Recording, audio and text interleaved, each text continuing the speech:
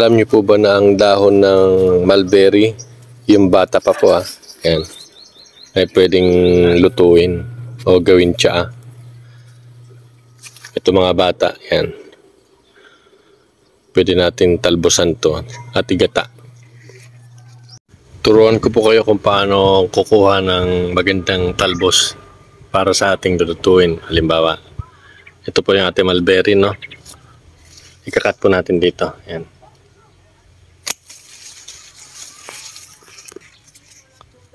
Eto, bata pa po. Ito na po yung ating kinuha. Ito, kita niyo po, medyo makintab pa na bata. Wala dito.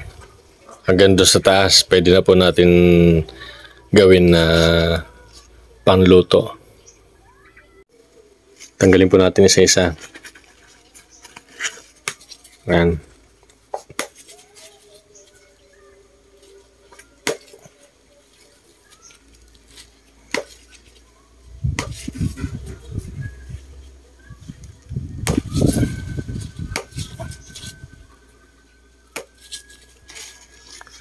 Tapos tapon na po natin yan. Turuan ko naman po kayo kung paano pipira-pirasuin itong dahon ng mulberry bago ibilad. Halimbawa po, no, nahugasan, no, bagong hugas na po. Ang susunod po natin na gagawin ay ito. Kukunin natin yung malalambot na parte. Ayan. Tapos ito pa.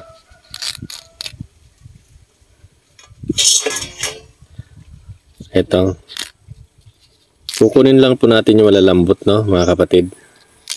Ayan.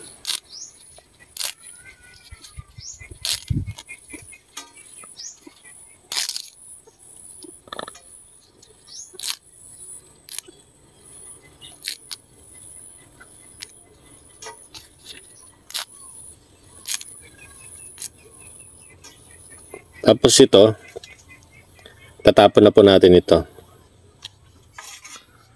Tapos ito po na ating na himay-himay, ito na po yung ibibilad natin. Pag nabilad na po ito, nag-dry ng 1 to 2 days, pwede na po natin siyang lutuin. Isa lutuin sa gata. Yung iba, pwede natin gawing tsaa. Yun lang po. Salamat. Ito na po yung finished product. Nabilad na po natin sa araw ito ng 1 to 2 days. Ito na po siya. Pwede na siyang natin lutuin. Pwede na rin natin siyang pakuluan at gawin tsaa. Yan. Lulutuin po natin ito mamaya. Parang lying style. Marami-rami na naman yung na-harvest natin na kalamansi. Tara, turuan ko kayong maghanap ng pwedeng panggata. Ganito lang po. Si-shake nyo lang. Yan, narinig nyo naman. Kapag may tumunog pa na tubig, yan, pwede po. So, meron na tayong isa. Kailangan po natin ng dalawa. Yan, pwede na yan. Kahit mukhang luma po o matanda o mukhang bulok sa labas, basta may tubig pa po laman, pwede pa po yung gamitin na panggata. Ito na po yung kinuha natin na panggata. Ito naman yung una nating pinalatan. Ito na po yung laman niya.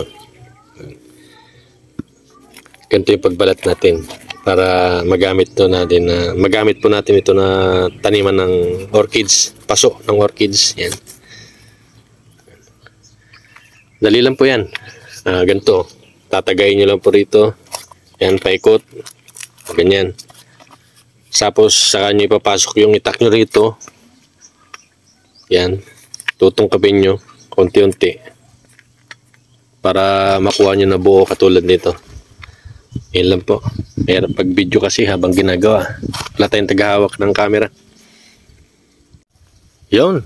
Meron na tayong panggata na dalawa.